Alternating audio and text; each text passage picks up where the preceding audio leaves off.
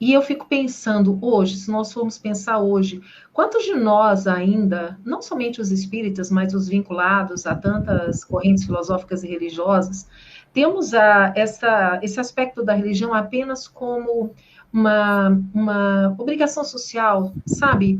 Algo que eu faço porque eu gosto de me reunir com as pessoas, eu participo ali da minha igreja, do meu centro espírita, mas a compreensão real da mensagem ainda assim tão superficial, né?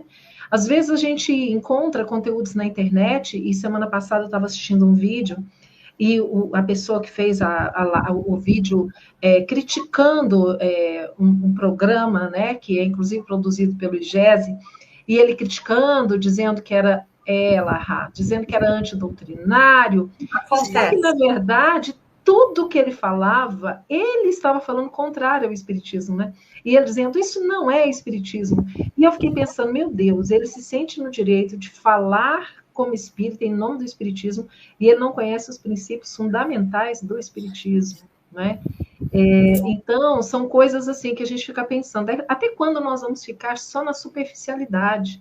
Porque os ensinamentos, eles precisam fazer diferença na nossa vida, no sentido de nos tornarmos pessoas melhores. Porque é esse o objetivo. Não adianta nada eu me vincular a nenhum tipo de religião que seja, se ela não fizer sentido para mim e se ela não fizer com que eu me esforce para me transformar, para que eu seja melhor a cada dia. Entendendo que nós ainda somos imperfeitos, mas esse esforço diário, né, no sentido de sermos melhores. Mas para muitos de nós ainda é apenas algo superficial, né? Apenas pelas aparências, pela alegria de estar junto com aquele grupo, mas, ou seja, não fala diretamente ao nosso coração. Porque, na verdade, a gente não conhece a mensagem, né? Verdade. Ô, Ivana, e é muito bom você ter levantado essa bola. Depois eu queria ouvir o Elahá um pouquinho também, porque isso é um ponto tão sensível, né, meus amigos? Eu falava antes da comunicação espírita. Nós já temos maturidade para escolhas. A gente já tem condição de utilização do nosso livre-arbítrio para selecionar os conteúdos. E, infelizmente, a gente vê, né, dentro desse viés da produção espírita, muita coisa capenga, né? Muita coisa falhando com a pureza doutrinária. E, infelizmente, muitos de nós, audiência, né, internautas, leitores, consumidores desse conhecimento, a gente não se dá o trabalho de separação do joio do trigo. E aí, logicamente, esses que não se dão o trabalho de separação do joio do trigo vão sempre estacionar, Vana, nessa superficialidade que você está falando.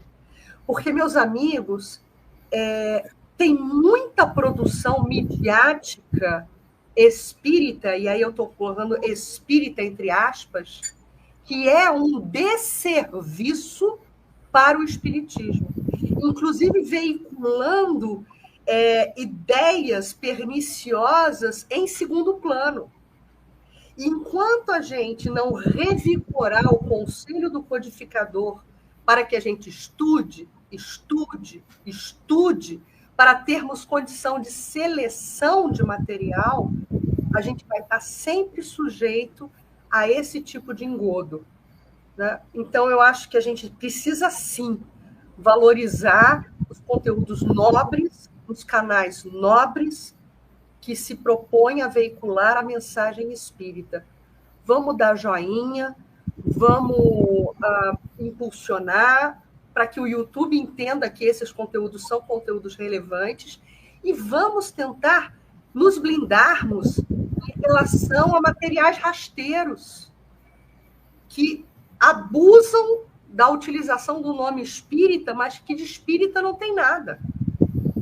Que fomentam ideias perniciosas no sentido assim, de provocar mensagens irritantes, mensagens que impressionam, mensagens que vão plasmar telas mentais negativas, exacerbações de emoção, exacerbações de sentimento.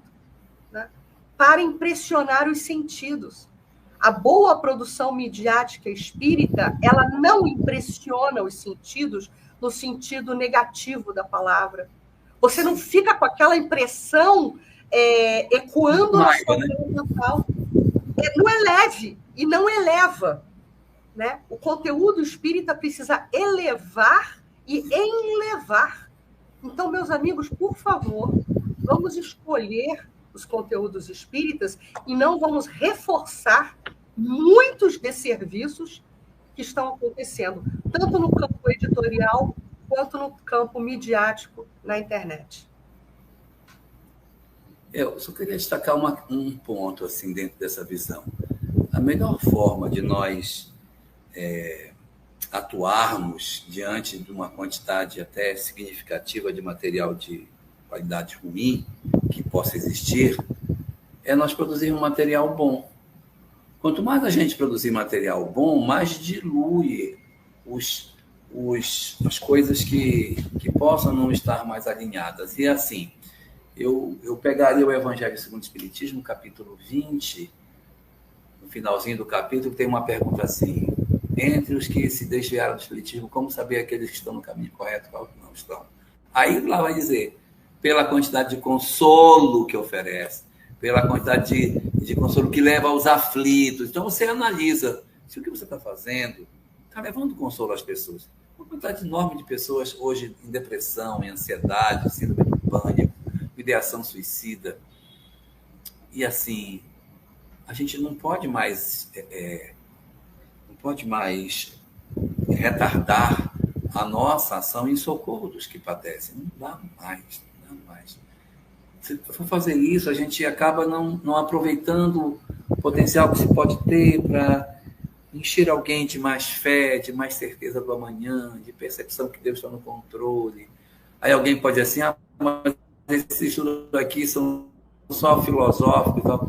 Gente, isso aqui para dar uma convicção, para você saber que você não está sozinho, para você saber que a vida não é uma coisa aleatória, que existe uma mão invisível que coordena a história, que a conexão entre as várias doutrinas é um sinal de que tem alguém que coordena tudo. Isso é um instrumento potencializador da fé extraordinário. Então, isso a gente não pode desconsiderar.